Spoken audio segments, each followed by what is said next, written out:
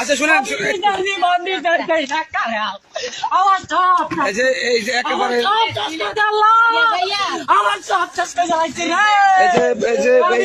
পরিবারের সবকিছু হারিয়েছে একেবারে। এই যে দেখেন 11টার দিকে তারা আইসা বলতেছে আমার আম্মারে, এই তুই ধরতে পারো, আমি দোকানে ছিলাম। কে আপনি কে? সাম শামু অনেকজন 40 জন আর্মিরা বলছে যে 40 জন লোক হবে। আমি ওই দিন ওই থেকে এটার ভিতরে থেকে 2 জন লোক চিনছি, শামু সাদ্দাম। তার সাথে কি নিয়ে বিরোধ? আমার সাথে সম্পদ নিয়ে বিরাট হ্যাঁ কইতাছে আমি আমার সম্পদটা জোরে 15 ফুট জায়গাতে আমার থেকে জোর করে দল নিয়ে নিয়েছে। আমি অসহায়, আমার লোক নাই কারণে তারা আমার উপরে অত্যাচার করতেছে। আমি কারো কাছে কইতেও পারি না, সইতেও পারি না। তারা এমন তাহলে আমার উপরে অত্যাচার করতেছে। তারা আমি এই জায়গাটা দিয়ালার জন্য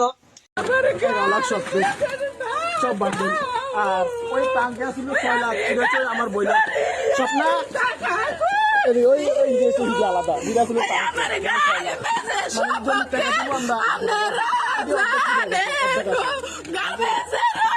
হচ্ছে 6 লাখ আর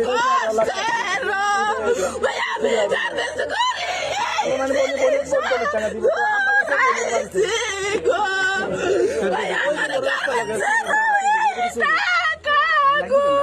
আপনারা কি লাগছে তাই না যখন আবার 111 নম্বর কেন্দ্রে ছিলাম, জালপুর দিয়ে যায় বিএনপির লোকগুলা দড়ি, পুলিশই ধরে না, পুলিশকে জাগেতে করে ওরা সামনে বার দেখে। তারপরে আগে সিল মারা কেন্দ্রে সিল মারা রয়েছে সব জায়গা, আগে থেকে ব্যালটে সিল মারা, আগে সিল মারা অনেকগুলো। তা আপনারা ধরেন কিন্তু পুলিশে কিছু করে না, সেনাবাহিনীও তাই, ওরা গ্রেফতার করে না। সেনাবাহিনী নাই, সেনাবাহিনী কোনো গাড়ি যায়নি একবারও আসে না সেনাবাহিনী, একবারও আসে নাই, সারাদিনই একবারও আসে নাই। আপনারা ছিলেন কয়জন মোট? আমরা মোট 4 জন ছিলাম। খাদ্য যে বলতলা যে এটা মিয়াবাড়ির যে এটার সেন্টারটা জিয়াদ মাগো সেন্টার, তাহলে ওইখানে হয়েছে ব্যবস্থা। আপনি তাহলে সর্বশেষ আপনি কোন সময় আসছেন ওখান থেকে? আমি চলে আসছি সর্বশেষ ভোট দিয়ে তারপর চলে আসি। ও আসরের বাইরে চলে আসি। কি করবো ওইখানে সুবিচার নাই, ন্যায় বিচার নাই এই জায়গাটা। তাহলে ওরা জাল ভোট দেয়, আপনারা ধরেন কিন্তু মানে পুলিশ এবার ছেড়ে দেয়।